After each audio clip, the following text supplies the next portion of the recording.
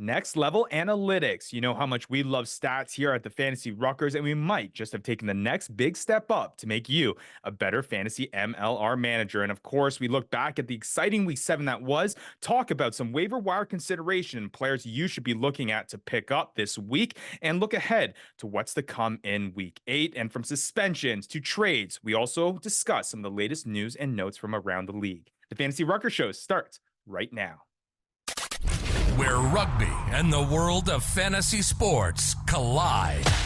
Welcome to the Fantasy Ruckers Show, bringing fantasy rugby to the masses, talking all things rugby from the MLR to leagues around the world.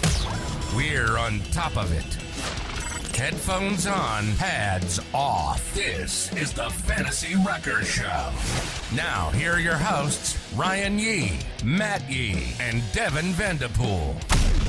What's up, everybody? This is episode number 104 of the Fantasy Ruckers Show. Thank you so much to our Fantasy Ruckers League members, our community members, and everyone else tagging along on this journey of making fantasy rugby a reality in the MLR. With you every single week here on the Fantasy Ruckers Show. Matt Yee, Ryan Yee, Devin, Vandy. Boys are back. Good to see the boys are back. The boys are back. The boys are back. The boys are back. And I can't find any glory. Vandy, good to have you back, man. I know it's been a busy couple weeks for you outside the world of rugby, but hey, always good to have you back on the Fantasy Ruckers Show on an episode 104. That's a pretty busy one. Got an exciting week 7 to break down, obviously waiver wire, and a week 8 to look out forward to. So, I mean, before we get into any of that though, how you doing, man? Good, buddy. Good. Glad to be back. Like you said, it's been busy. Life's a struggle, but if it was easy, then everyone would do it.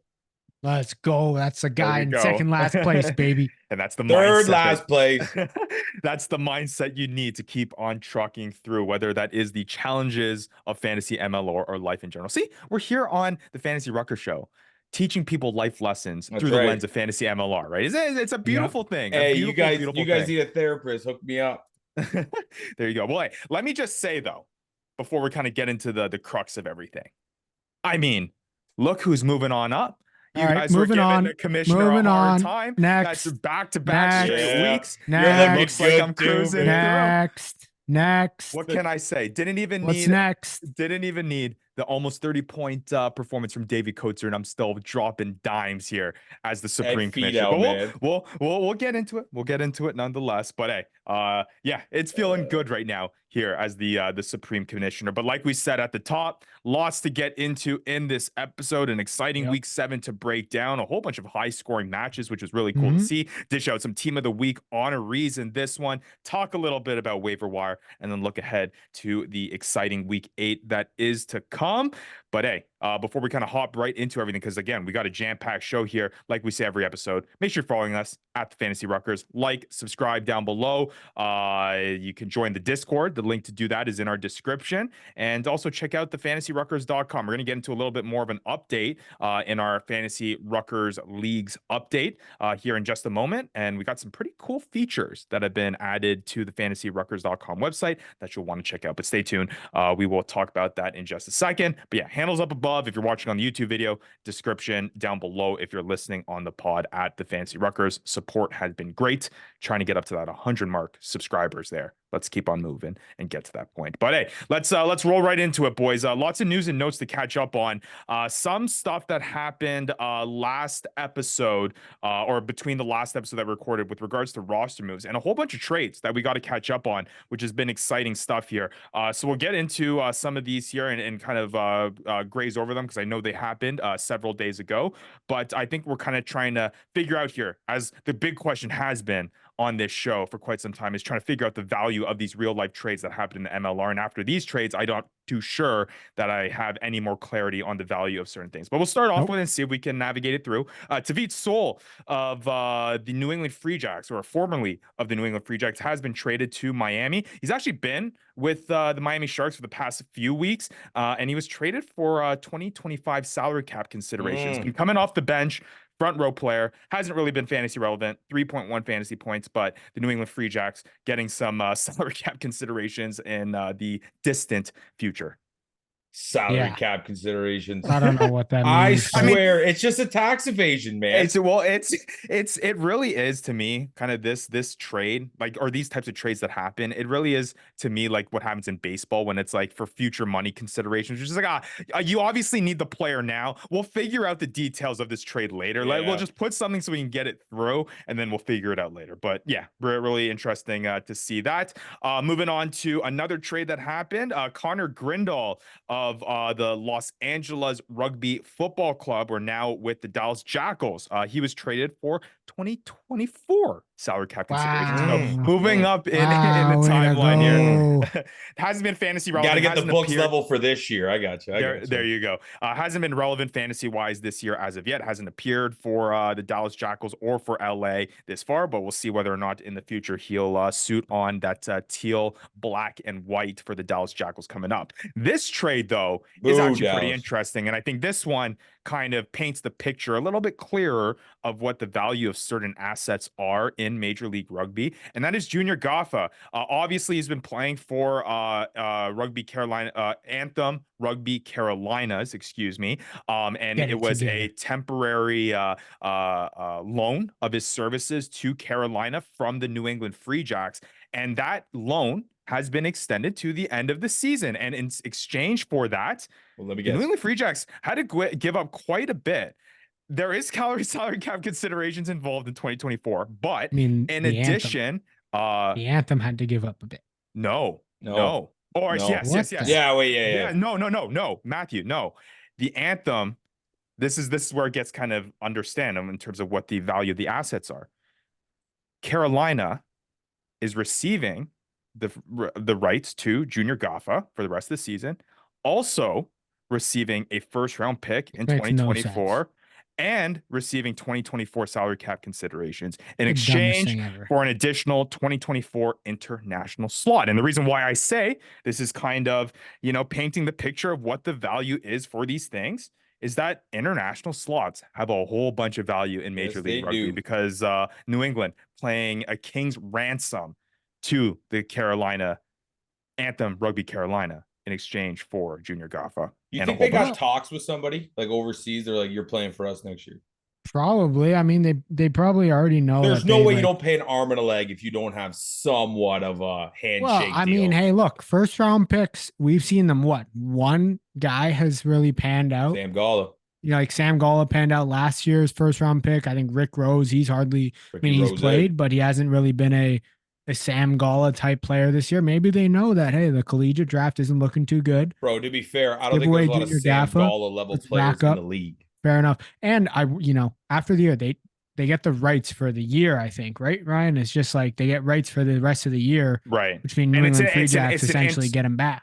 And it's an international slot, I should be clear, for this 2024 season. Huge. So maybe we should expect a signing for them. Maybe. Who knows? Reading between the lines. But right, quick one before we move on. I mean, I don't know. Did you have more to say about this one? I just wanted to say that it just emphasizes again. I think the reason why Carolina is taking advantage of this is because obviously the emphasis with this Carolina team is to develop the USA Rugby talent, and their need for international slots is not necessarily as high as other teams. So they're more than happy to be giving up their international slots. And we've talked about this on an earlier show for kind of these types of packages and pieces. So it makes sense that Carolina is giving this up.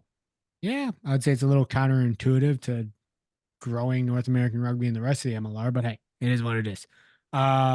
But I was going to say there was another loan that happened. I guess it was like a surprise when the RCLA lineup got announced, but Sam Buckley was coming off the bench and apparently he's loaned from NOLA. But yeah, I think he made his debut for RCLA on the weekend. So that was another loan that happened kind of out of the blue, unannounced, and nobody found out until literally the lineup was announced. So good on you, RFCLA, and good on you, NOLA, for announcing that one. Yeah, and still not updated on the trade wire that I see. I got pulled up here, so still waiting for that. But obviously we see that. And I mean, been notorious. I mean, Major League Rugby, that's just what we do here, try to navigate through the news that is not often transparent to us. And then we're used to it. We're getting through it, but it's okay. Well, let's shift on over now to some suspensions. And the reason why I wanted to save this as kind of our last bit of news and notes before we move on with the show is just because I think this has been a hot topic across the league and across the people that have been watching the league. And I'm going to go through all the suspensions first, and then I think we can have that conversation of where the heck our perspective should be and where our opinion should lay on how the disciplinary action is being kind of enforced here in Major League Rugby. So there was kind of 3 key suspensions that have happened over the course of the last week or so. Alex Mon was suspended 1 week after the 2 yellow cards he received in week 6. So he served a suspension this past week. Will be returning most likely here in week suspension. 8. Sean Peranihi for NOLA suspended 4 weeks after a red card in week 6. So serving the first week this past week. He's going to be moving forward here. 3 more weeks to go for his suspension. And then I think the one that shocked people the most is Andrew Coe suspension, friend of the show, a top player in the MLR, a top player in fantasy MLR circles, suspended 6 weeks for an offense that we weren't even sure what it was. Fell on a guy. He was given a yellow card. But it was not that play that the suspension came from. And his suspension did get reduced 2-3 weeks after his hearing and after no prior offense in his history. But he even posted, I believe it was Brian Ray, who kind of questioned on where the heck is this suspension coming from. And Andrew Coe himself on social media posted like a little GIF of the play that was cited for this 3-week suspension. And it was like what you were saying, Vanny. It looked like he just kind of fell on him. I don't know. It did merits a 6-week initial suspension coming up. I don't know. This kind of puts it in perspective, which is why I want to kind of initiate the conversation here with you guys, because I know it's been a hot topic across the league. What the heck is going on with the disciplinary community with Major League Rugby right now? Well, you know what? Like, I'm all cool for, you see those high tackles. There are some, I've seen yellows, get thrown for not rolling out of the scrum properly. Mm-hmm. And some flags are I'm still not used to, but that to me just seemed ridiculous. I don't understand the angle. You would have to think he knowing him. I don't think he said anything or did anything like that, but I don't know. It was very strange. I don't get it. Like the idea of you are receiving this idea of them giving out all these disciplinary actions when they weren't even called in the game, unless they were absolutely like egregious, ridiculous. Yeah, like if there was it was a stupidly miscalled, and yeah, sure, but like we've seen the way that TMO is just like basically calling games and saying and like doing check every friggin' 10 minutes, everything that they see, like they're not missing much in terms of things that are happening. Like, why do you have to go and basically what they're saying here is that like this offense that Andrew Coe did is worse than what Jamison Fanana Schultz did. Yeah, it seems like you can take somebody's head off and get less of a suspension than exactly. Like Sean Peranihi gets a red in the game. He gets a red in the game, right? He gets a red in the game. One more time. And he gets less than what Andrew Coe got when nobody saw it. Nobody saw it. And at most it was a penalty for Andrew Coe for not letting the guy get back to his feet when diving on a ball, right? Like that's the only thing. And that to me is even a yellow card. Yeah, it's not a yellow card, and it's just so wildly inconsistent, and they're setting a dangerous precedence that if this is 6 weeks, there is a lot of 6 weeks, and you are taking your star players out of this game. Like, why? You are trying to grow. Like, I get it. You're citing the laws and your disciplinary, being very transparent about it, but you're making these decisions. Nobody understands them. You're citing these laws and nobody even understands the decision.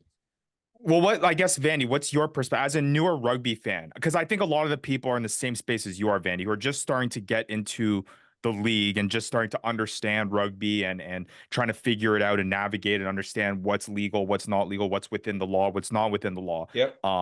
When you see something like this, especially when now, you see the post from Coe about what was posted. I mean, what it goes through your head as a newer rugby fan who's still trying to kind of get a grasp of the game as a whole.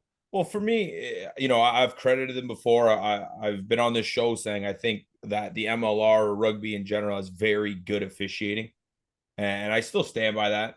But for me, I don't want to switch sports here, but if anybody's a hockey fan, when suspensions are handed out there's a joke that it's just a roll of the die. You spin the suspension wheel. And this, you never want to hear that there's no faith when it comes to decisions like that. But at the end of the day, that's what it seems like. It was a spin of the wheel, and it just happened to land on 6, because I've seen way worse tackles, high tackles, low tackles directed at the knee, and you don't get those suspensions on players that have been suspended in the past. So for me, Riekert Hattingh got 6 games for popping his test. That's equally as bad. That level of cheating is equally as bad as falling on a guy. I forgot about that. That's the precedent you put. That's what the league has done. That cheating is just as bad as that play. Yeah, that is ridiculous. And when you put it that way, that is the dumbest thing ever. Like, that is the dumbest. Like, this guy straight up cheated the sport. Mm-hmm. And you're saying that Andrew Coe, what he did in that game, is the same, deserves the same punishment. Same level. What a joke! What an absolute yoke. Right. Well, I know Maddie said it. We could spend all episode talking about this thing. Again, it's just a conversation. It's just a conversation. We just wanted let me just finish it on this. Perigny, same citing, law 9.12 as Andrew Coe, law 9.12. Perigny was actually found with a red card in the game. 4 weeks, no reduction. Coe, 6 weeks, had to get a reduction to get it down to 3 weeks.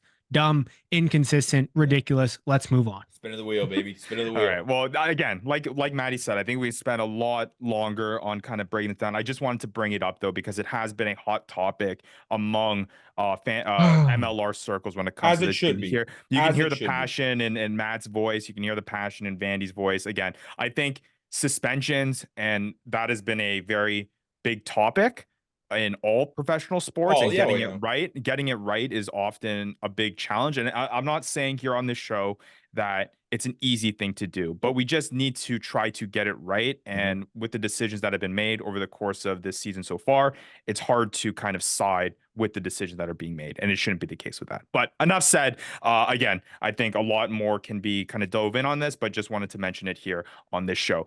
On a more positive note, though, as we wrap up this news and notes segment, we got to give a shout out to some little bit of women's rugby action. We got tagged in a couple posts here, but it looks like there's going to be pro women's rugby in the United States. Women's Elite Rugby, the WER, is coming to the United States. And we got tagged in a post saying, hey, how about we have Fantasy MLR?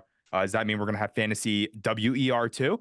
Hey, we're open to bringing that to a reality too. That's what we do here on the Fantasy Ruckers. Why not? Right. So let's see what this league is all about, and I'd be down to have some drafts, play a little Fantasy WER. Might be a little fun. And you know what's crazy? This actually should have even more success than the MLR when you look at the international landscape. I mean, the U.S. national team, the Canadian national team are up there with some of the best top 5 in the world. Versus the Canadian and the U.S. didn't even make the World Cup. The Canada and the U.S. national teams are absolute studs in the name of World Rugby. Have always been some of the best amateur programs versus the likes of New Zealand, England, where they have pro players.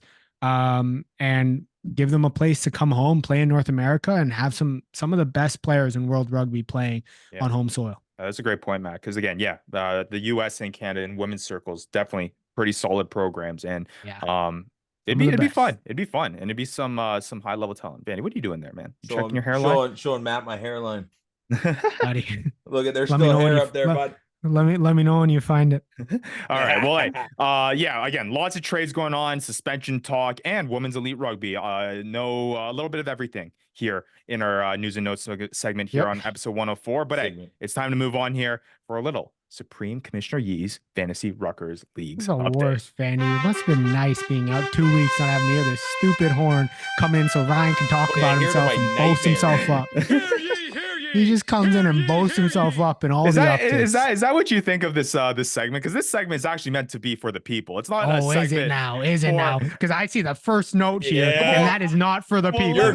I see a note right here, and that is not for the people at all. Who is that for, Ryan? Hear ye.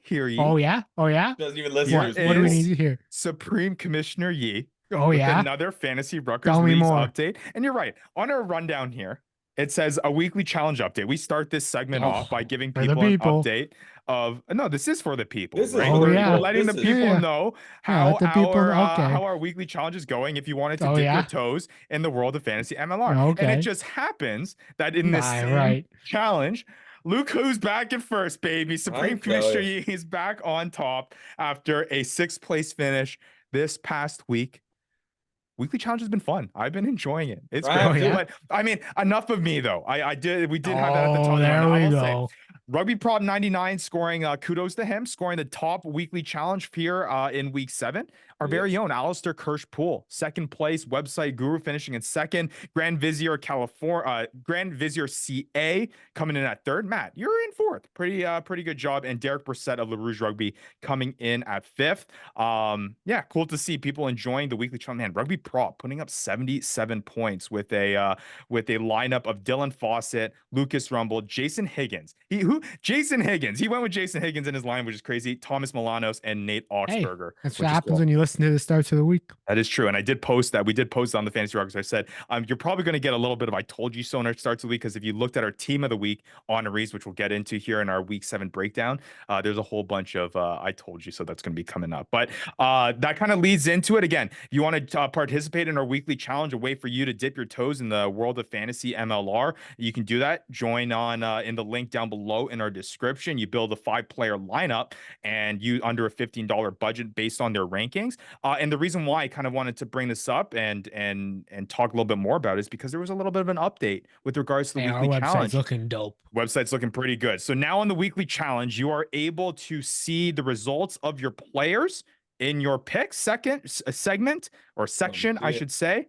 And then you can click on the different players in the weekly challenge and see the lineups that they have put this past week and in the weeks before. So you know the people who are kicking your butt and the lineup that they're doing it with. Hey, these stats. AKP is killing it. AKP, I've been logging onto the site and I've been seeing the stats page. I've been seeing the weekly challenge. This is looking good. And I will say that Alistair Kirsch-Poole in our weekly meetings, when we discuss about the website and things that we can revamp and things that we can add and change and make better, he says that his strategy historically has been, I'm just going with whoever picks Anthem or whoever's going against Anthem. And it seems to be working. Him sitting 4th overall in the weekly challenge, 2nd overall this past week.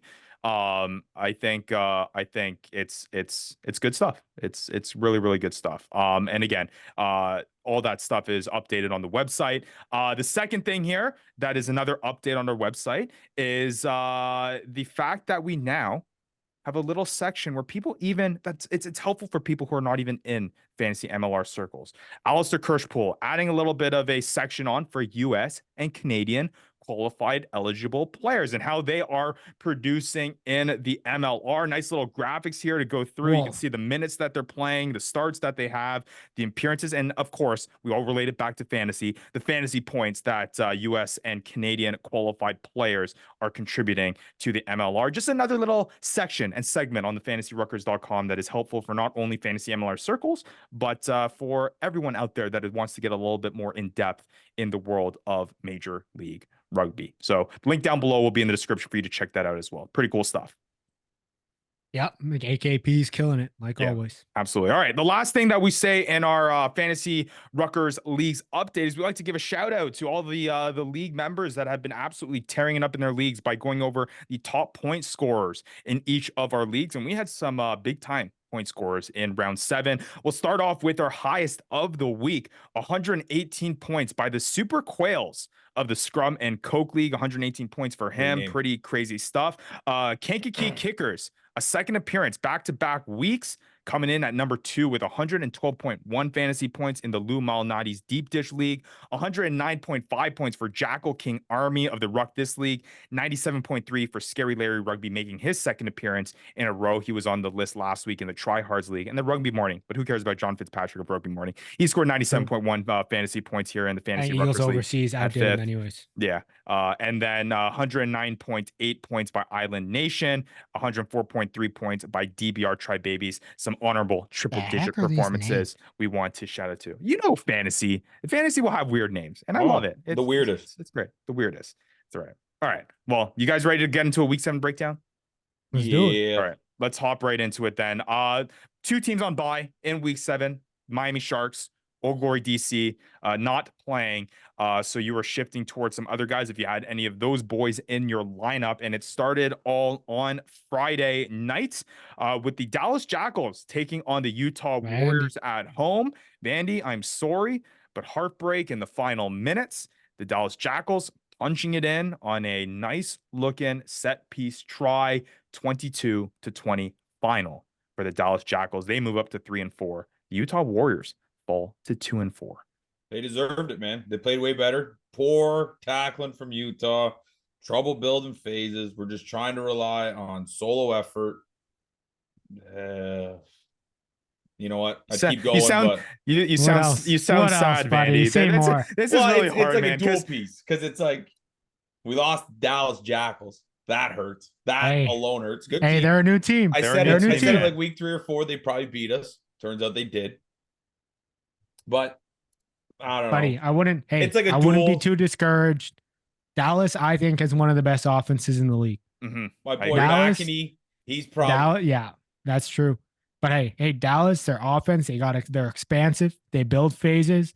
They don't make too many. They know how to play offensively. You know what it was? They know how to play quick, and they know how to exploit the wide channels. Yeah. Oh my gosh, dude! It's the pick balls in the air and the breakdowns. I swear I'm gonna lose my mind. But what do you do? And it's sad, Vandy. I get sad because the life chose you. You did not choose a life. The people gave you the Utah Warriors, and now it's just a little bit of the heartbreak that you have to go through here. You gotta go through the downs to enjoy the ups, boys. There you go. I'd rather pick a team that's like bottom 500 and jump on the top 500. If you tuned into last episode, did you hear, Vandy, that I'm on the precipice of becoming a Dallas Jackals fan? Yeah, here we go. Or the year before, Dallas Jackals. Never even went through the down times. Just comes in hot with the up times. What a bandwagon. Yeah, he sees Vaughn Isaac just working. He's like, I don't know. I don't know where this is coming from because I mean, they don't have a winning record yet. They just it's the Utah loss and the fantasy loss, and McEnany doesn't have a job anymore because Michael Manson is just he's so good, man. You guys, Michael Manson this year is our Joe Mono of last year. We'll see. Or he's just the new Caleb McEnany. That could be that too. It's insane. But I mean, before we kind of get into individual guys, Maddie, just overall thoughts on the match and what you thought about Dallas, what you thought about Utah. Hey, Vandy hit it spot on. I mean, look, defensively, like the tackling, but also defensive, just organization. I mean, figure it out. You guys are shooting guys up. You guys are getting exploited, and you're shooting guys up, but just shooting them up like randomly. It doesn't even seem like it's supposed to be a not play. Organized, and you're not going all like you got to commit. They didn't commit, and that's what happens when you don't commit to shooting, playing that outside in defense. You're just gonna get beat out wide. And Dallas, I mean, they've got the hands to do it, and they did it. Not enough guys at the tackle. Just I think Dallas, honestly, they could have won by more. They made a lot of mistakes in the red zone. They should have won by more. Yeah. They got a try taken off. So, I mean, they literally should have. But yeah, Utah, I think offensively, they just need to figure it out. I think they need to, like Vanny was saying, and to segue into the individual players, like they need to get Manson the ball in hand with space. We saw him against Anthem, and he can do the same. We saw him do the same against this Dallas Jackals team. You just got to get him with the ball in space, and we saw that in fantasy. He'll kick it to himself, man. He's that good. And it's a great segue because we had a poll going on our Discord. Stephen Lowen, our community moderator, found out that Discord has the possibility and the power of creating polls, and he put it up. Who do you think is the best fullback in the league right now? And I think the consensus for the most part was Reese McDonald is still kind of that guy that people are siding with, but Michael Manson was right up there, and this is a guy that we didn't talk about at all heading into the season. Another one of those guys. I did. Okay. I'll give you. I 100% did. I'll give you your flowers. But did you see that this was going to be happening though? Because we have not seen McEnany in 3 weeks, 5 weeks. You know, in 5 weeks, and Manson is coming there and just. I know they didn't get the win, but I mean, Manson looks good. That's one bright spot of this Utah team, that Manson looks very, very good. There's a couple. Another guy, which we're going to talk about later, is Dylan Nell. But Michael Manson, I don't think we saw it like this. We saw him on the wing. We saw Caleb McEnany playing at the 15, still doing his thing at 15. But Manson, I mean. Can we not put McEnany at the wing? He did play there one game. He did. I don't know. Something's got to be up with him. Yeah, something's got to be up with him. I think we'll figure it out at some point. But yeah, Manson has shown himself. That's why he's the top 10 fastest guy in New Zealand. He is. He's so good, man. Michael Manson, 18.7 fantasy points in this one, in the full 80 minutes played. His second straight week with triple-digit meters gained. Out of the 4 matches that he started and played in, 3 of them have been triple-digit meters gained numbers. Damn. Hasn't scored that's lower type than stats. 113 meters gained. Literally, that's exactly what it is. Like we talked about it last episode, Maddie, that like that's kind of what McEnany does, and Manson's doing it right now. And it's interesting to see how that's going to all play out. We'll talk a little bit more. We'll talk a little bit more about that in the waiver wire segment there. But let's hand out some Team of the Week honorees on top of Manson's performance there. Dylan, now our back row team of the week here. Crap, yeah, dude. An absolute mutant. 21.5 fantasy points, 50 meters gain, 30 tackles in this one. Yeah. 30 everywhere, tackles man. For Dylan now. Crazy. Yeah, absolutely ridiculous. And he's a beast at the breakdown. Like his head is in breakdowns everywhere. And he was everywhere in that game. So good on him. Absolutely. And then another Team of the Week honoree. It's funny. All of these are going to Utah, even though Utah did not win the game. But the second Team of the Week honoree, second row, once again doing it. Frank Lockcore doing it again. I mean, it's kind of a given though. This one was a given. Yeah. He played at 6. Like you were lucky to have him playing in your second row. He was in the back row this week. So he had a lot of opportunity to get a lot of fantasy points. So I'm not surprised. Because of that availability, when if he gets back row eligibility, which he might get if he starts at back row this upcoming week, which would be amazing. But I mean, who would you rather have moving forward for the rest of the season, Sam Gala or Frank Lacour? Oh, Frank Lacour is clearly showing that he's the number 1 second row in the league, and we use him in the set piece so much. I mean, every single match, he's played the full 80 minutes, coming off his season high 28 tackles. He's only scored double-digit fantasy points or hasn't reached the double-digit fantasy point mark twice this season. I mean, Frank Lacour looking pretty good. But I mean, let's talk about some Dallas and Dallas guys too in this matchup, because they showed up as well. For them, I mean, Nick Ben, 16.2 fantasy points, started at the back 3 position, 87 meters gain, a try, and 5 tackles. Connor Winchester as well, starting at the center position with 15.9 fantasy points, 96 meters gain, 6 tackles, doing some kicking as well, 2 conversion kicks and a penalty kick for him. And then Matt, this is a guy that you had as, I believe, in your start of the week, Sam Tafua, 14.8 fantasy points with 111 meters gained, 14 tackles for him. Yeah, Sam Tufua is an absolute beast on that Dallas team. All right, well, let's move on to the next game that happened on Saturday. Just had to stick a little bit longer on that Dallas Jackals Utah Warriors game just because of our in-house Utah Warriors fan there. But let's move on here for what we would probably all consider was the match of the weekend. The Houston SaberCats, undefeated heading into this one at home against the New England Free Jacks, fall short.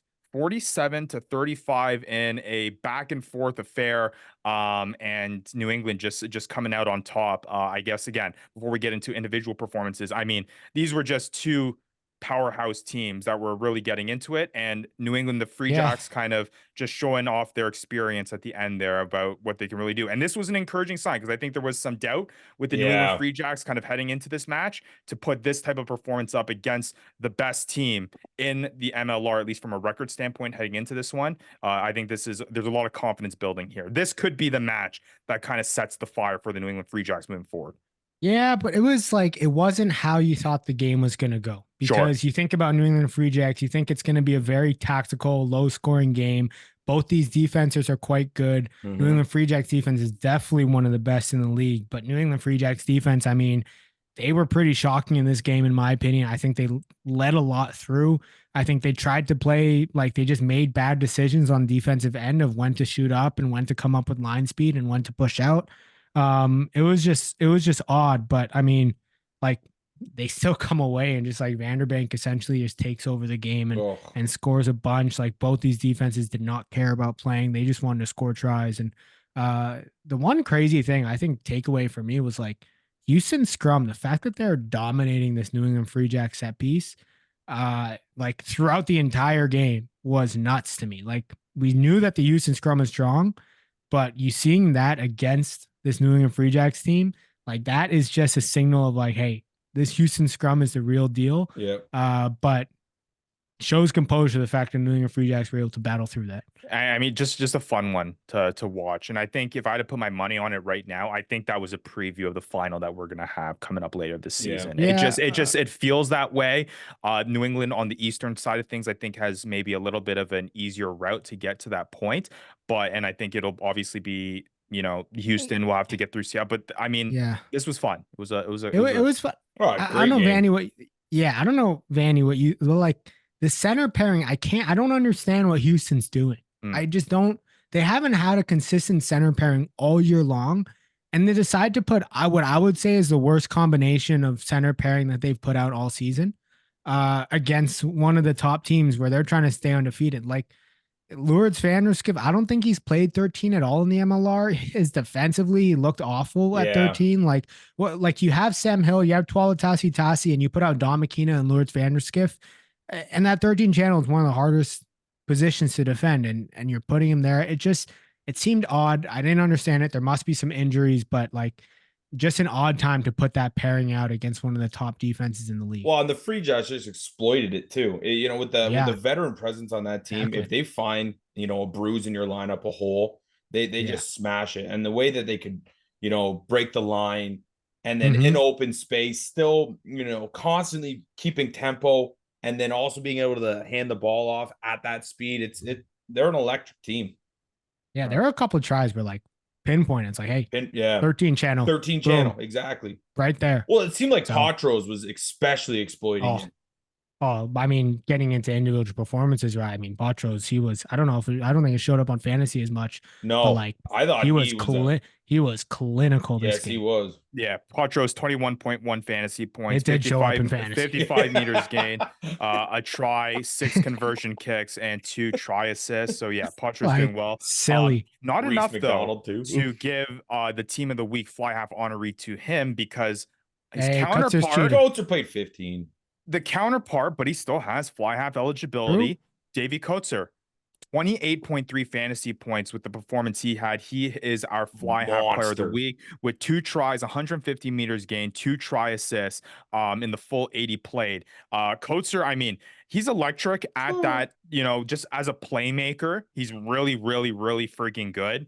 But this lends me to the question, because I think there was concern heading into this matchup, and I will attest to this as a Davey Coates owner. I left him on my bench because I saw what he did at the fullback position when he played earlier in the season when Alatimu was at the fly half position. And he didn't do much, right? Only 6 fantasy points around there. So his ability, I thought, for him to do what he does best was mitigating. Heading into this one, I was worried, especially with the defense of the New England Free Jacks that you were expecting. Obviously, with these matchups, it seems like with these big time teams going head to head, it's just a point slaughter fest right now. But I was worried of playing Davey Coates. But my question now to you guys is Davey Coates a lock? If he wasn't already, is he a lock in your lineup no matter what, even if he's at the fullback position? Because obviously you drafted him as one of your best fly halves, but are you putting him in there? If that's who you have, even if that means, and he was kicking in this one too, right? Like before AJL was taking out, that was not well, but still, I mean, he was still kicking in this one over Alatimu, which I think was a shock in this one. Maybe that changes moving forward, but is Davey Coates a lock in your lineup no matter where he plays? Yeah, I mean, after that week, you pretty much have to, but I think he played back in round 3 or 4, and I remember him having a pretty abysmal kind of game then, but I mean, as far as that, you see numbers like that, you're not sitting that guy until he gives you a reason. Yeah, I think he's figured it out. Like I think he needed a game to play at 15. Now he's figured out how he's going to play. I mean, I think the difference between this one and the last one is he ran the ball hard in this game. Like I did not realize Davey Coates had this in him, but he's a little tiny guy that he just runs it straight. Man, he hits that wing, and he's got speed at the wing. He's not afraid of contact, and that's what helped him out this week. All right, and then shifting on over to the Free Jack side of the ball for your Team of the Week honoree at center, Wayne Vanderbank. I mean, what a surprise. Yeah, because obviously we've talked a lot about obviously the return of Leroux Milan, who's typically your fantasy point scorer here. Ben Lesage has been a guy that has been making a lot of waves in the world of fantasy MLR and for this New England Free Jacks side as well. But Wayne Vanderbank making his first start in the center lineup since round 4, and he comes out a blazing 30.9 fantasy points, 3 tries, 143 meters gain, and 12 tackles. I mean, no one really expected this out of Wayne Vanderbank. I faced him head on this week, surprised that I came out with a win. But Wayne Vanderbank putting up 30 points. It's not often that you're going to have a guy in your squad and not come out victorious here. But I mean, first time at 13 this season, Wayne looked solid. Yeah. Hey, it's just what Vandy said. I mean, that 13 channel was basically undefended the whole game, and Vanderbank had his day with it. So basically what we're saying is if we see Lourdes Vanderskiff starting at 13, you better be starting that opposing outside center. So all right. And then a couple other guys to go through. Reese McDonald doing Reese McDonald things, 20 fantasy points for him. Back 3-1. And that was Matt's Book It bets here on the year. And then AJ Elatimu starting at the fly half position, getting 15.4 fantasy points. With success there with meters and only gained, 1 conversion, 11 tackles, only 1 conversion, and put not up typically 15 and only 1 conversion. Pretty good. And then Vian Conradi, 13.5 fantasy points. He's kind of been emerging pretty quickly. That's 3 straight weeks now that he's got double-digit fantasy points in the matches that he started. He adds his 2nd try of the season this past week against the SaberCats. All right, let's move on to the 3rd matchup of the week. The first on the Sunday. Well, we had 2 at 4 o'clock Eastern time on Sunday.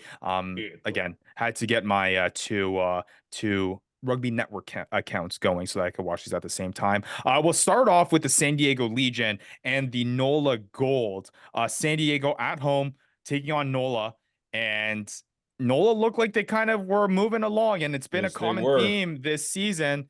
And then San Diego came back, and San Diego takes it in the end, 33-20.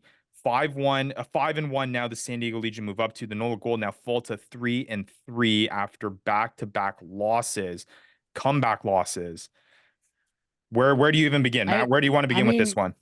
I mean, look, it was a perfect recipe. Like, it was a NOLA the past 2 games has scored plenty in the first half and died in the second and lost. Plenty in the first 10 minutes. Yeah, exactly. San Diego has been making a little bit of a habit of sucking in the first half and coming out in the second half and coming back and scoring. It was the perfect recipe for San Diego to win. NOLA, you knew that this was going to happen the minute NOLA got up. The commentators were calling it. It was bound to happen. I think, look, San Diego's offense made a lot of mistakes in the first half. They were really sloppy. And they cut those mistakes. That's all they had to do. And they sorted it out. And that's what happens when they do.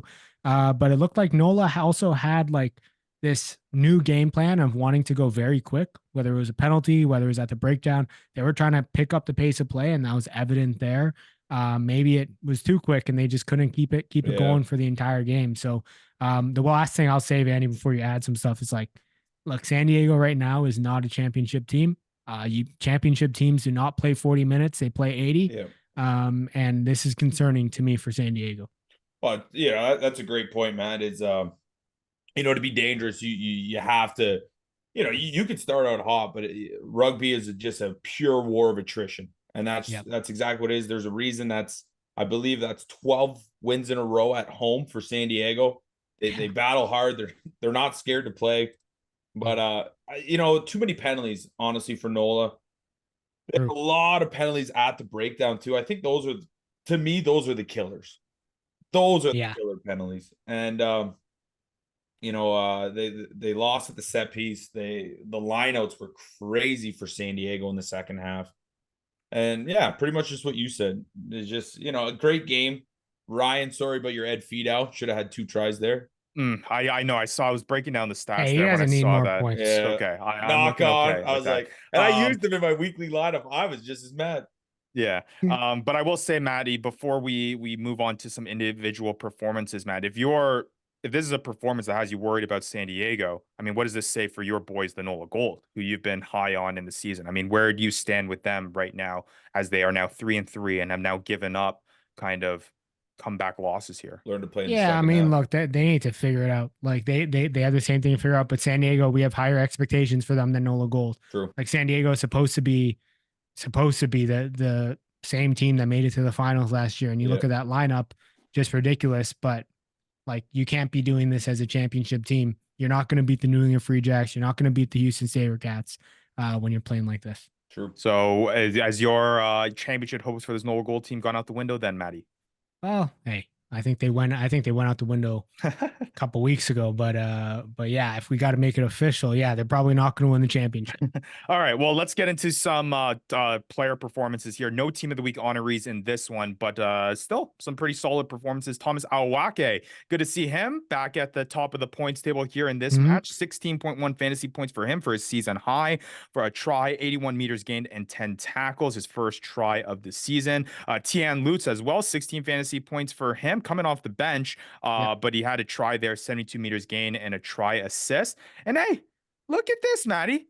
JP Duplessis is in the double-digit fantasy. Baby. I like this lineup that they put out there. I like this Iona at 12. You look good at 12.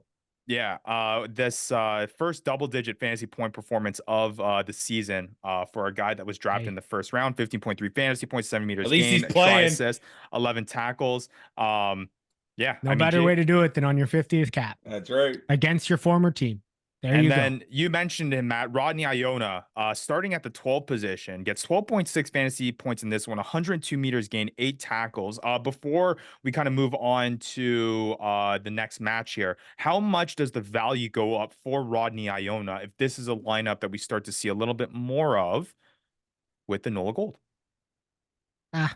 I mean, yeah, he's going to get the meters gained, but you're missing out if Dorian Jones continues to play at 10. You're missing out on those conversions. Yeah. You're looking at the past couple weeks. I mean, that fly half 28.4 points, 13.2. So it's not like you're getting more points in this position, but maybe more consistency. Maybe that's what you'll get. But yeah, I like this lineup. I think they'll continue to use it moving forward until Jordan Jackson Hope is back. And that is the big question. When is Jordan Jackson Hope going to be back? I guess we'll find out. But next game coming up, 4 o'clock Eastern time. At the same time, Chicago Hounds taking on the Carolina Anthem, and talk about a bloodbath, because this was one of those. Chicago Hounds winning this one 59-26. Carolina still looking for their very first win in franchise history. Chicago Hounds move up to 3-3-1, and they're sitting pretty second in the Eastern Conference. They did it messily. They looked very poor, especially with this whole Billy Meeks experiment that has gone out the window. But look at them. They're right now behind. Obviously, there's a little bit distance there between them and the Free Jacks, but they're second in the East, and they're right there. I mean, I don't think we need to spend too much time on the kind of clinical performance from the Chicago Hounds. What I will say, I mean, look, Chicago Hounds are good, but let's not get this wrong. Their defense got torn up by Anthem. Like when Anthem had ball in hand, Chicago defense had no answer, like absolutely no answer. And I don't know. I mean, it speaks of both just how good the Anthem offense when they have the ball in hand. That's the big caveat, because they didn't have the ball in hand much.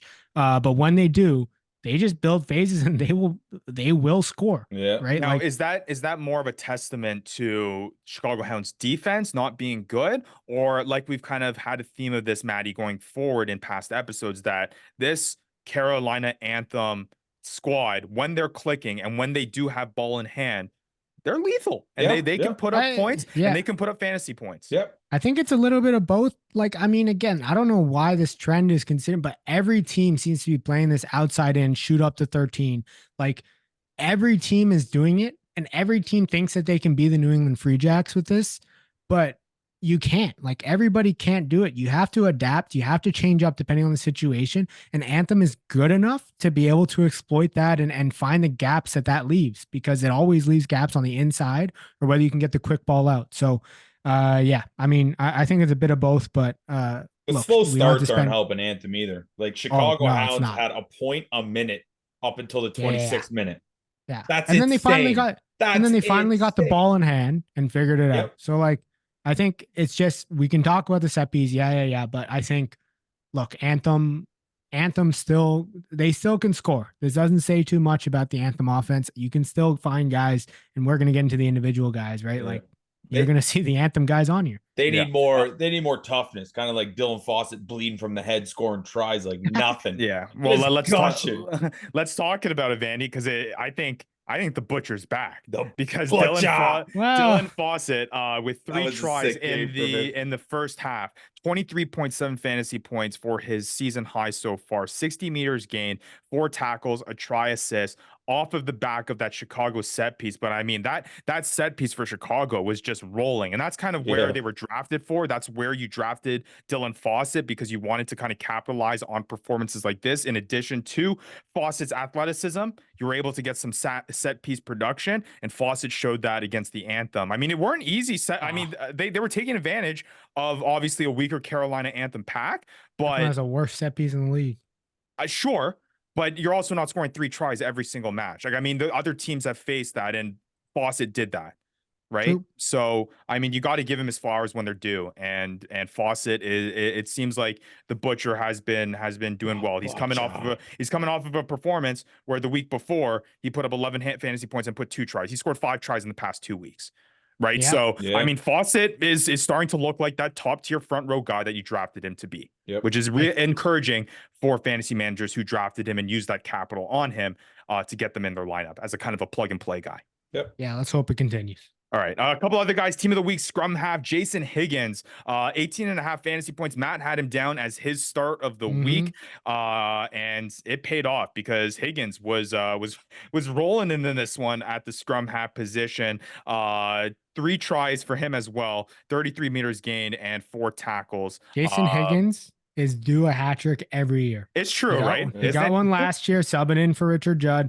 He somehow is due for a hat trick every year. I don't know how he does it, but he comes on. He took a plays, gets a hat trick, and then just sits on the bench the rest of the year. He did take a big shot, man. Yeah. On that try, he took a big shot.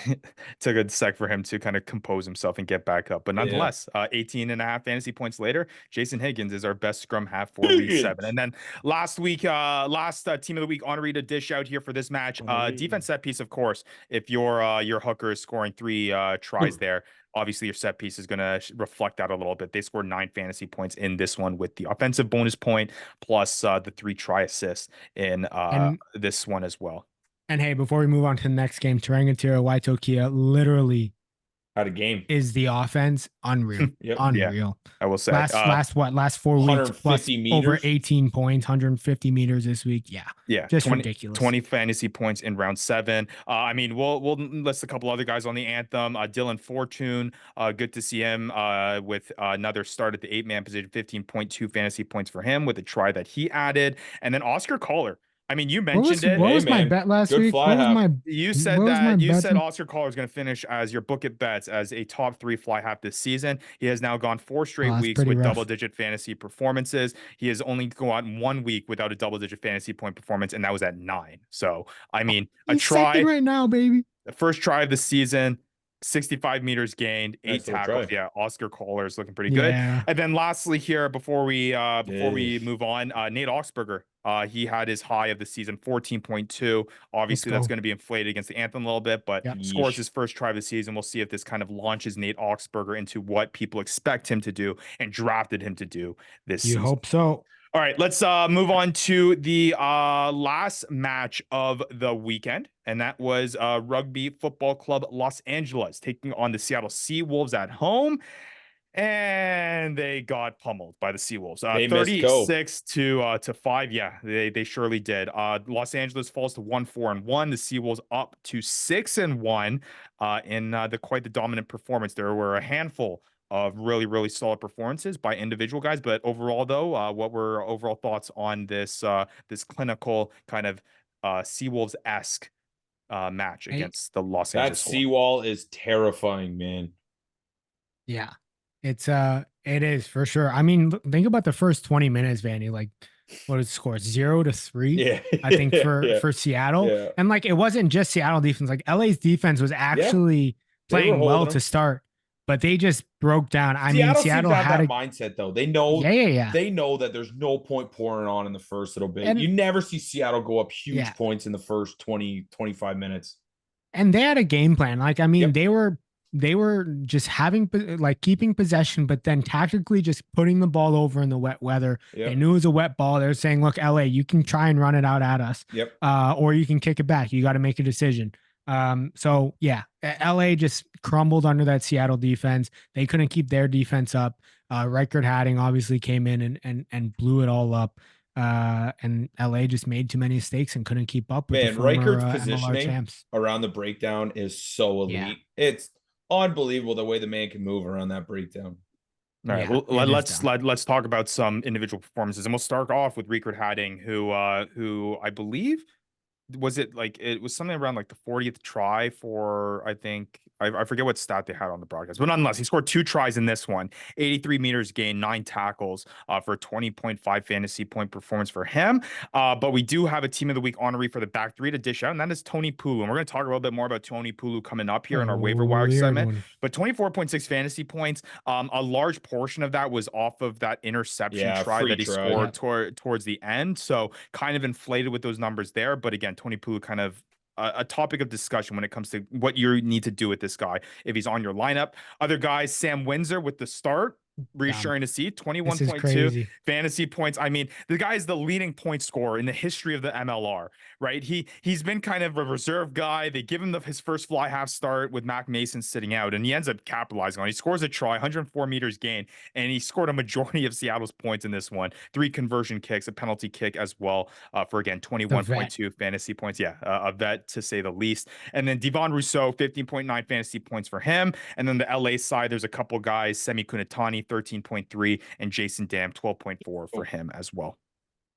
Yeah, I mean, one guy you're hoping to see up here at some point is Savita Kurajani, right? I mean, I'm trying to figure out when is he going to make it up there and be one of the top point scorers, but really only putting up 6.1. I think Seattle just has to draw a bit more creative ways to get him the ball in space, or find him some better plays to have the more ability to break the line. It just seems like they're just running very simple, just, hey, take the ball and run, or hey, we're going to use you as a distributor, as a decoy. So we'll see if they kind of evolve that. I'm sure they will. They're a class team, so they'll figure it out. But surprising we haven't seen him up there yet.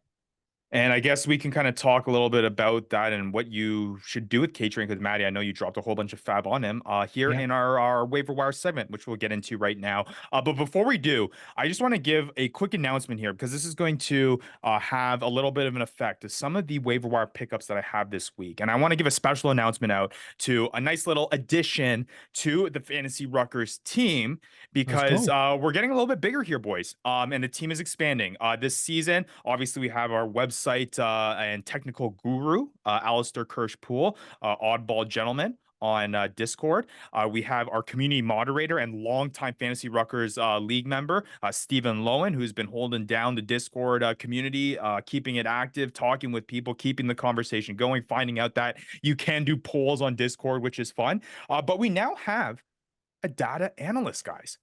We have a Fantasy Ruckers data analyst. We're stepping up in this world. And I want to give a shout out to Nick Johnson, who him and I have had conversations basically since the beginning of this league, beginning of this season, I should say. He's the commissioner of the Lou Malnati's Deep Dish League, Chicago Carnivores on Discord.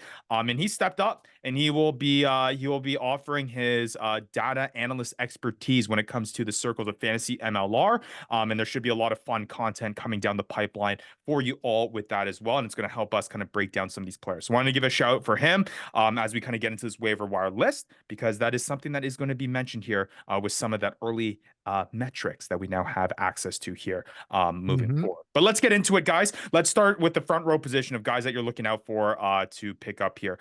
It's starting to become slim pickings. Obviously, a lot of these guys that you're looking at in terms of, those key role guys that are going to take advantage of these set piece tries and these set piece plays are largely gone, unless someone dropped that due to a bye week you might want to keep out for. So you're looking at guys that maybe provide you a little bit other value. And for me, into this week, I got to say that Sam Matanga of the Seattle Seawolves is one of those guys. And the reason why I say that, he largely starts at the number 3 role. So he doesn't really have that ability to maybe have that boom game for you. But if you just need a consistent player at your front row position that's not going to goose egg you and is going to get you around 2 to 5 points, Sam Atanga is a nice streamer here. He's played and started. He's played in every single match this season. Has started in all of them except for one. And the reason why he's kind of the guy that I'm pinpointing is because he is up above that kind of average minutes played for a front rower. He's largely playing over 60 minutes.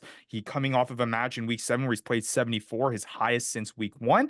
Again, just looking for opportunity, and he scored 4.9 this past week. Sam Atanga, a good streamer if you just need a guy to play in your front row lineup. Yeah, I mean, it's a good pick. I think for me, I got Ben Strang from RFCLA or whatever the heck they were called. I mean, look, Ben, I know he didn't start last week, and we're basically just waiting on Wilton Rebello and when he's going to show up. But I think Ben Strang, he provides this nice little aspect of being able to not only be a guy who can score at the maul, which he's shown, but also a guy who can really kind of get the ball in space and run with it. And he's athletic, and you always love that in fantasy. Front rowers that can run with the ball. Oof, we do love that. Yeah, absolutely. All right, let's shift on over to the second row position here. For me, I'm going to go with Connor Keys of the New England Free Jacks. And then we're going to start getting into kind of some of these analytics. Connor Keys so far this season, 20.6 fantasy points, coming off of a round 7 where he scored 4.6 fantasy points. Again, second row position, looking for opportunity. If Connor Keys is starting for this matchup, this big time matchup, which we'll preview against the Seattle Seawolves this week, I think he's a very, very good streaming option for you this week, according to our brand new analytics. The Seawolves are allowing the most points against the second row position so far this season, averaging around 7 fantasy points against from the second row spot. Connor Keys is going to be hopefully starting this upcoming week at that lock position. He's coming off of 3 straight weeks where he's put up double-digit tackles in the games that he started in. Could be a nice little streaming option for you against the Seawolves. Yeah. Hey, we love analytics. We love data. You know, we love the math. Absolutely. But I got former roommate of mine from UBC, Callum Botcher here for my second row waiver wire. I mean, the guy, old Big Red is flying around. He actually looks, he's getting involved more and more every week. He's getting the ball more. You see him defensively getting involved. I actually really like the way that he's playing, and it seems like they like the way that he's playing, because even though Olajuwon Noah is back from suspension, they still have him playing in that second row. So yeah, love to see it. Hopefully he's continuing to start here, and old Callum Botcher. I mean, keep on at her, bud. Hopefully we can get you on the show sometime. All right, and just to preface this before we move on to the back row position, at least for me, Maddie, you can correct me if I'm wrong. So far, out of all these guys, I'm not dropping really any fab on these guys. These are just guys that you put on your waiver, you put a waiver bid in, maybe a buck if you really needed that position. I think Vandy has said this the past few episodes when he was on. It's tough to drop a lot of fab on that front row, second row position. Absolutely. It's tough.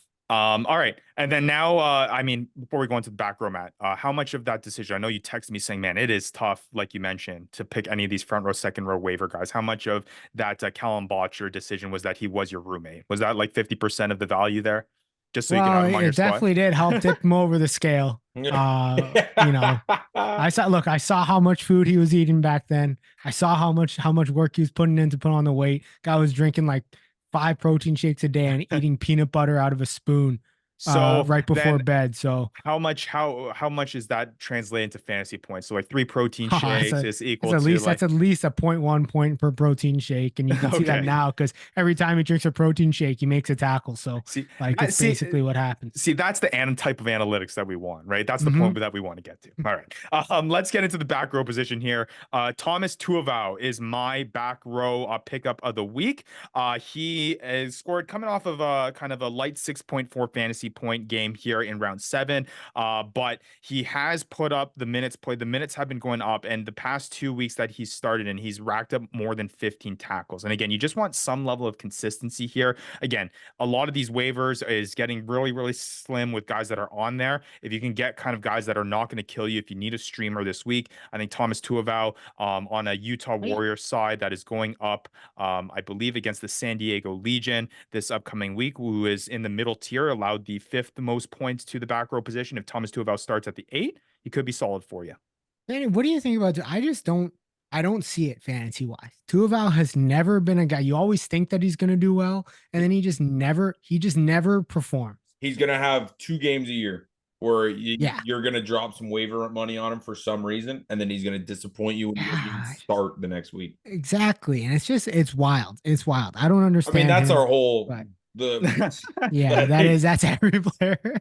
That's 90% of the players. But yeah, for me, a guy who I talked about last week as well. Don't have to go into him too much, but Manuel Ardejo, Miami's off of bye. I don't know how this guy's still on waivers against NOLA too. And I mean that's a good point. Is that there are probably guys that have been dropped that were on a bye week that people just didn't have the space to have if they haven't been performing up. So again, like we mentioned last time, play that 3D chess. Keep an eye out for guys that may be dropped on your waiver wire, and make sure that you're capitalizing on other people's mistakes, because I know that's the one thing about fantasy is that there's going to be a whole lot of kicking yourself in the backside when you are forced to make decisions like that, and someone else has someone like Manuel Ardejo on your team, or your draft, you're kicking yourself. Hey, Vandy. What? All right, well, let's shift on over to the scrum half position, and I think there's a little bit more value to be had here than we've seen in previous weeks. Maddie, do you agree? For me, I'm going with Connor McManus. He's coming off of a big time performance with the Carolina Anthem squad. This is a week though that the Anthem are on bye, so you're gonna have to wait on him. But nonetheless, I think the big issue has been kind of navigating this whole 9 situation when it comes to the Anthem. Sayosi Nai has been starting here and there. Connor McManus has been starting here and there. In round 7, Connor McManus started, played 69 minutes, got 12.9 fantasy points, 37 meters gained. All 4 of the tries were 4 try assists from McManus, and he also added 4 tackles. So again, if you're in that scrum half needy position and you have the space, maybe pick him up, see what you got to do. I think this is where the value comes in. If you're the COC, not too bad, Vandy. If the COC Nye, if you're the COC Nye owner, you might want to have that handcuff if you have the space. You're handcuffing scrum half? Nah, I mean, look, Anthem is the one team that I think are going to continue to go back and forth with their 9s. They're a development team. The 9 position, they need to develop this position. Sayosi Nye and Connor McManus both seem to be playing in form. Yeah, that's a tough one for me just because they're going to keep switching. Vandy, you brought up Holden Younger. He's going to give you 20 minutes a game. I promise you. Because Cam Nordley, he's going to get you 2 points in 20 minutes, baby. Cam Nordley Calameti has not played a full 80 yet this year. So they seem to keep pulling him off at the 60th minute mark or the 65 minute mark. Hey, he's going to give you 20, 15 minutes. If you really need that, you get it. Stout play.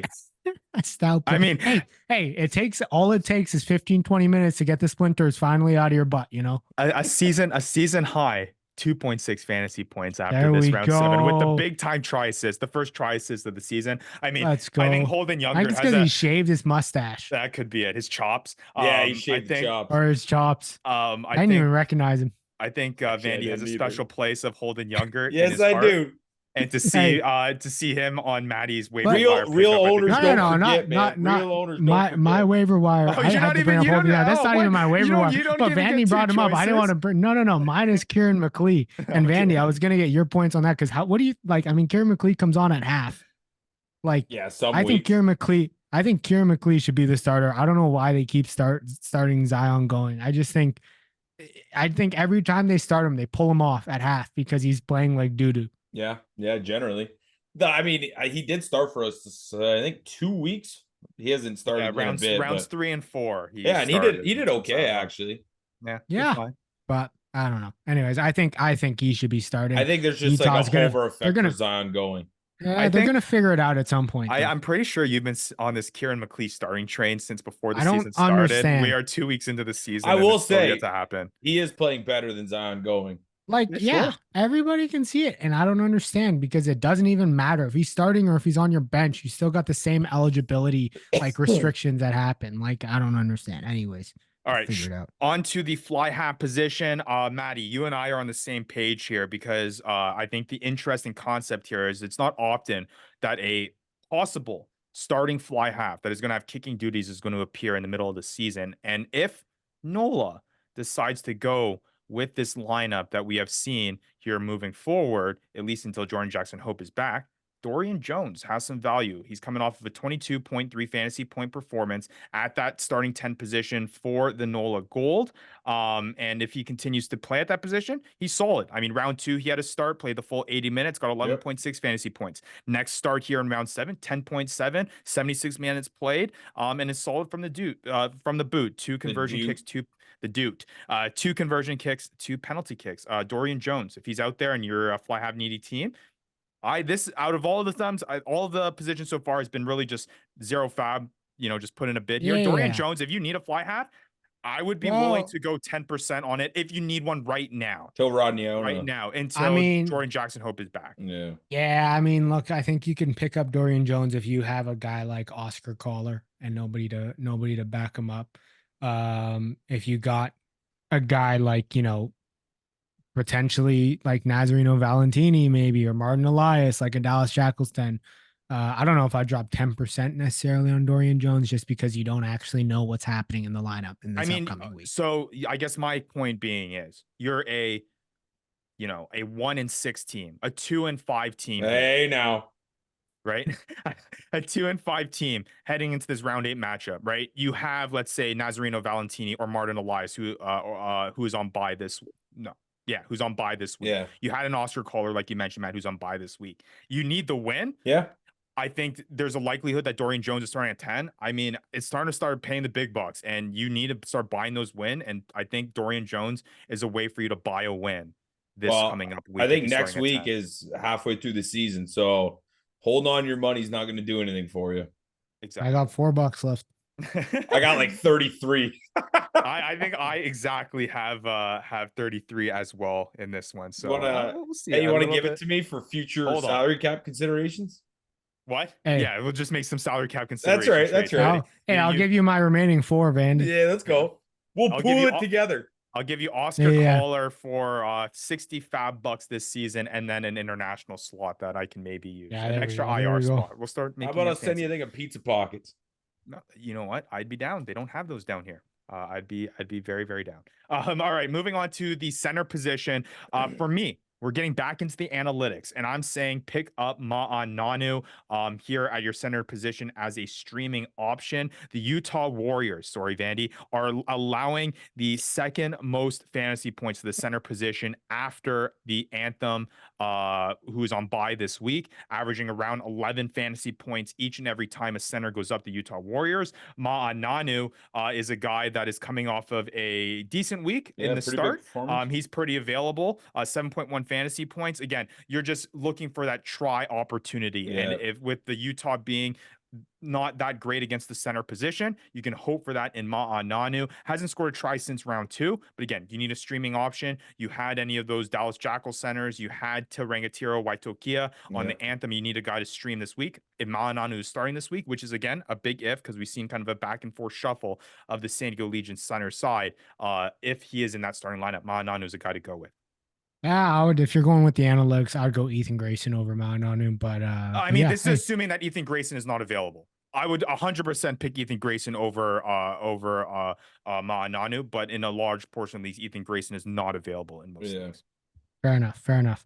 I got Noah Brown. He's still center eligible.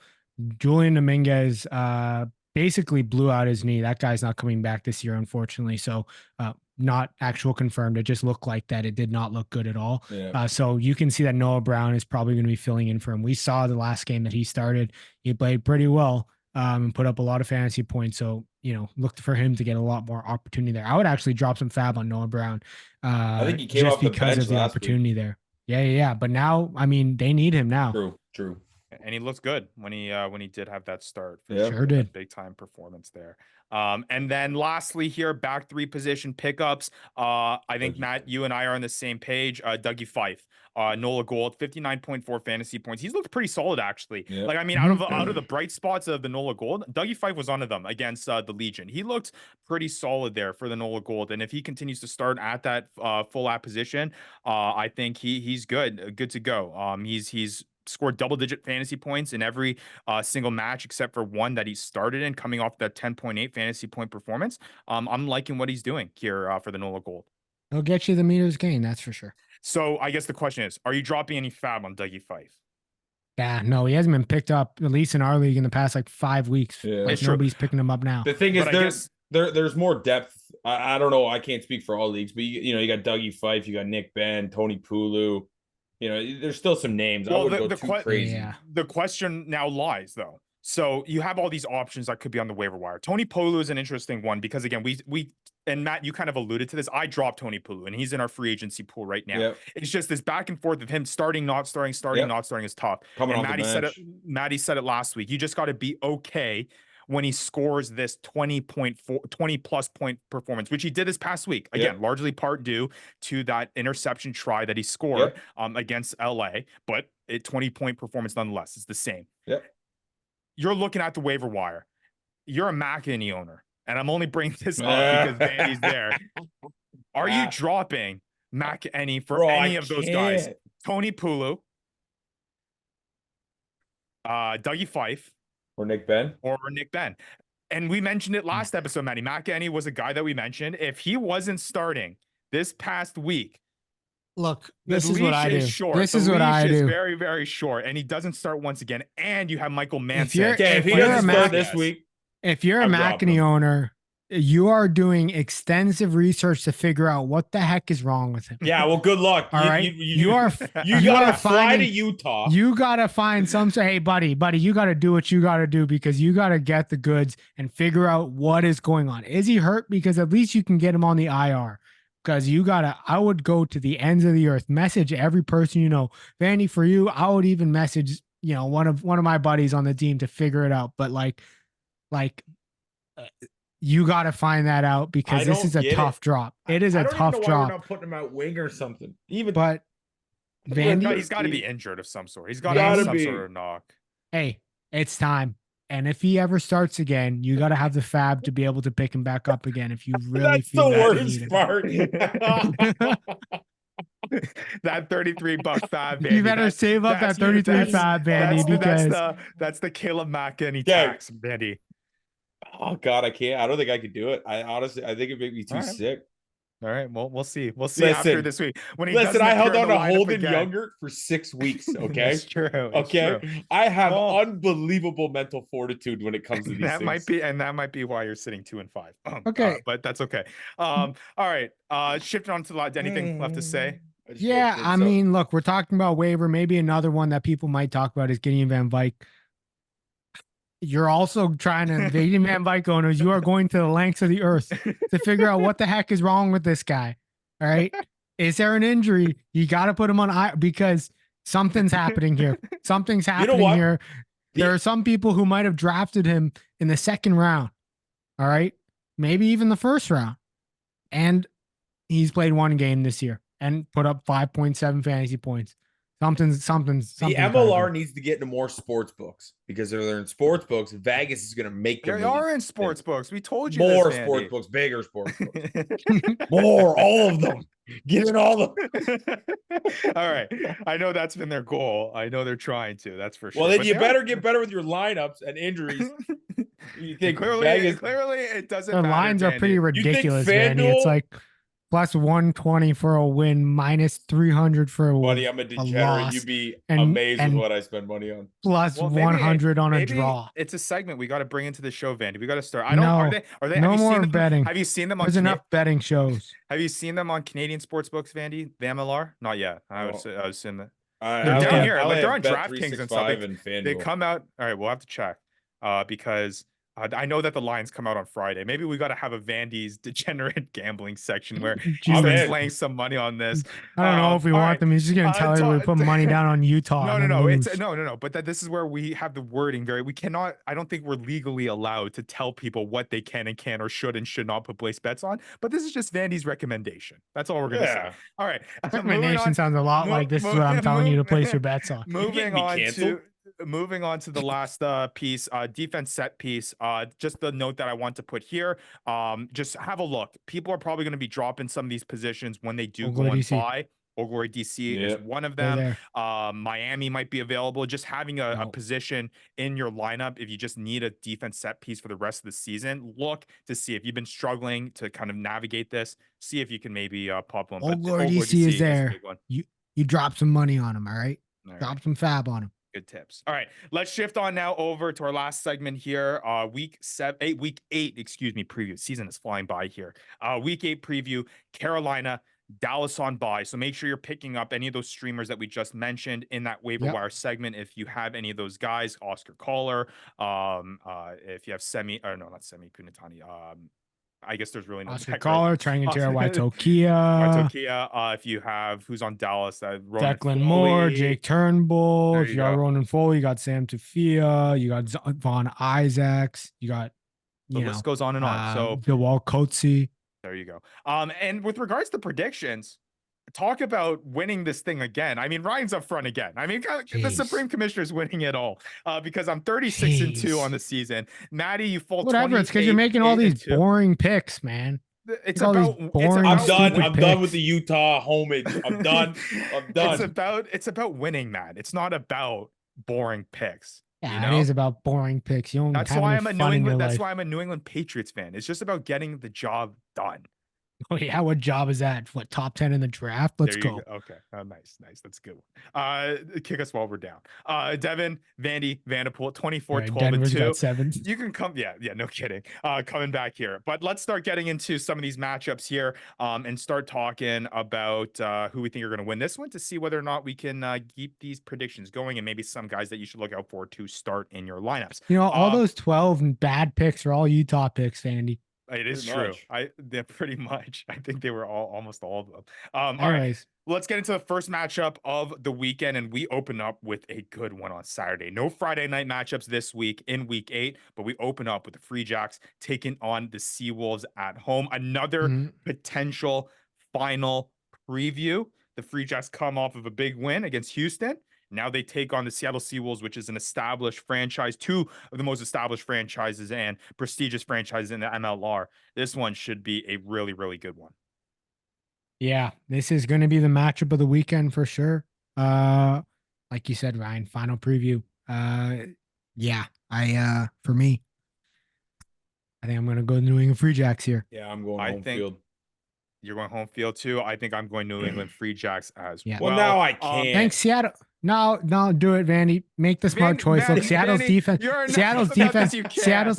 Seattle's defense is not as good as they used to be. Seattle's set piece defense is not as good as it used to be. Look out for a big game from Q. I will say though, as well. Sorry about your tribe pulled off. Yeah. Look at it. Look at some of these back row players of the New England Free Jacks, and even the center guys. Expect big performances from them. Vian Conradi, if Laruma Land should be bouncing back. I know he hasn't had his breakout game yet, but the number of tackles, just with the possessions that Seattle has, I mean, LA, I think had like almost doubled the number of tackles made for against with the Seattle, and a large part is that due to possession. But the way that Seattle plays, I think it just merits for a game like that. I think the Free Jacks will have that. And again, like I said, most points up against the second row position.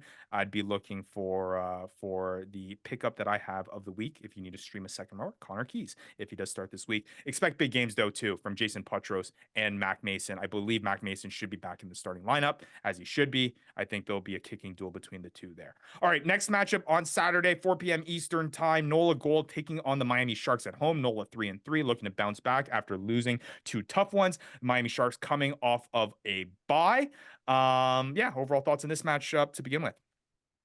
We'll see if NOLA Gold can play 80 minutes. But Miami Sharks, like you said, are coming off the bye. I like the Miami Sharks here. I think they're going to come off the bye, come out with high energy, and then probably play a full 80 minutes, unlike NOLA Gold. All right, Vandy, who are you going with? You went NOLA last week and they let you down. Who are you going this week? Well, I mean, what would Miami play before? New England Free Jacks put up 3 points the week before, so I gotta go NOLA. Philemone, let's go. All right. Well, I'm going NOLA as well here. I expect there to be that whole experiment line. Dude, Ed Fido's gonna eat. Ed Fido should be Ed Fido's gonna eat this week. But Miami should have some pretty starts. We'll get to see some of the guys that you had mentioned before. We'll see whether Ardeo is a guy that you should be picking up from that waiver wire, like you mentioned. We'll see from there. Echeverry should have a pretty nice week as well. Should be interesting. All right, shifting on over to the last match of the Saturday, 5 p.m. Eastern time. Old Glory DC taking on the Houston SaberCats. I have a feeling This one is going to be a bloodbath. And Houston is pissed after that match against the New England Free Jacks. Old Glory DC has looked shaky at best to me this whole season. 2-2-2. I know our in-house Old Glory DC fans, Alistair Kirsch-Poole, John Fitzpatrick, Rugby Morning, are not going to be happy to hear that. But yeah, I think it's play all of my Houston SaberCats guys, and they are going to have good performances. I think it's going to be tighter than that. Yeah, I don't know. I think Old Glory's going to give him a tough time. I think Houston's going to win it, but I'm saying they keep it within 10. Okay. Yeah, I think Houston's going to win it. I don't think it's going to be a bloodbath per se. I think it'll actually be quite a low-scoring affair. Don't say that. Martin Vaca, 2 tries, please. Sorry, buddy. Yeah, we'll see. I don't know. I'm really looking forward to seeing my SaberCats play. Your SaberCats? Oh yeah. Wait, you're a Jackals guy. Figure it out. I'm hopping on all the bandwagons, oh my boys. Gosh. Old Glory DC also allowing the third most points to the center position. So whatever center pairing starts with the Houston SaberCats. No, if Lawrence Vanderskip is at 13. Oh my gosh. I think John Powers is gonna have a day. I think they're done with that experiment. All right. The first match on Sunday, the Chicago Hounds taking on RFC Los Angeles. Chicago coming off the win, 3-3-1 against Anthem. Los Angeles coming off the tough loss to Seattle, 1-4-1. What do we got here, boys? I'm jumping in here. No Coe, Chicago all day. Yeah, that is a tough one, eh? Like no Coe. Coe is literally he's their team, man. He's a big part of their offense. You know he's their team too when they having they on the rugby network. They still have the graphic. Yeah, they still have he's suspended. The graphic for the Los Angeles highlights when he's not even playing in the match. It's exactly. Yeah. But I'm going Chicago in this one. Yeah, I'm gonna go Chicago too. I'm with Vandy here. You can't win without Coe there. You're missing your best guy.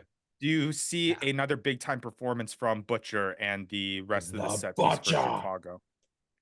Nah, I don't think they'll have as big. I can RFCLA played some decent defense actually. Yeah. I don't think it's going to be as big. I think he'll probably score 1 try. I don't see him getting another double. All right. And then the last matchup of the weekend, the Legion taking on the Utah Warriors at home. I can see the demise. Dude, I think we actually win this one though. San Diego Legion 5-1. Pick them, Vandy. Utah Warriors 2-4. Pick them, Vandy. The Legion, they've kind of stumbled their way to 5-1, kind of doing it in different ways. The Utah Warriors 2-4. I actually think there's gonna be big games from Thomas Awake in this one. I think there's big games from the back 3 from the San Diego Legion. McClutchy, if he's continuing to start, I like his moves. Come on, Vandy. Utah, I've hard to find outside of Lacroix. I don't know if I can find other options outside of Nick Suchon. I would try Dylan Nell is a guy that I'd lock in, but we'll see. Vandy, you go first. Vandy, you can think about it. I'm going San Diego in this one. Okay. Go, Vandy. Yeah, I want to go Utah. Come on, buddy. Vandy, I'm going San Diego. Just lock it in. Just do it. What are you doing? You have to say it, Vandy. I can't. Say it. You got to say it. You got to say it. My balls are hot. Come on, Vandy. Utah, let's go. Let's go. Vandy goes Utah. That's what we like to hear. Just need a little bit of temptation. We're winning this one, man. We're going to win this one. I can see it. That's a man who is trying to speak it into existence. Well, no, we have to do the damn thing. We have play good. McAfee's back, winger. Let's go. I'm calling now. It's going to be complete off. Yeah. Oh, look, we got Insider Vandy back. Go back in your box, buddy. I have a feeling it's going to go completely. We're going to get slaughtered by San Diego. We're going to get slaughtered. Caleb Mackey's not going to start. Utah is going to lose. It's going to be a whole bunch of fun there. But nonetheless, hey, let us know in the comments, in the Discord community, whether or not you want a Vandy betting segment. Should we introduce that on the show? I think it'd be quite fun. We'll try to do it. Even if we sit here for 3 hours if we do. Let me know the definition of insanity is doing the same thing and expecting different results. That's true. Am I insane? Yeah. You just might be. You know what? All right, well, Steven, do a poll about that.